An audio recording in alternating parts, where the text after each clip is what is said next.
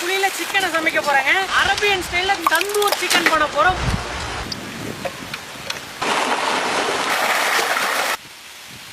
இதை நம்ம தனித்தனியா நம்ம கீரை எடுக்கணும். இதே மாதிரி எல்லா கோழியும் நம்ம கட் பண்ணிடலாம். எலுமிச்சம்பழம் பிழைஞ்சு விட்டுக்கலாம். அதுக்கு மேலேயே சில்லி ஸ்பைஸ் போட்டுருவோம். இதை ஒரு அரை மணி நேரம் அப்படியே ஊற வச்சிடலாம். தயிர் எடுத்துக்கலாம், மிளகாத்தூள் சேர்க்க போறோம், கரம் மசாலா போட்டுக்கலாம், பிளாக் சால்ட் போட்டுக்கலாம், வச்சு இஞ்சி பூண்டு போட்டுக்கலாம், கல் உப்பு போட்டுக்கலாம், கடுகு எண்ணெய் போட்டுக்கலாம், எல்லாம் கலக்கிடலாம். கஸ்தூரி மேத்தி போட்டுக்கலாம். இது நம்ம ப்ரிப்பேர் பண்ண மசாலாவை போட்டுடலாம் வாங்க. இதை நல்லா நம்ம மிக்ஸ் பண்ணிக்கணுங்க.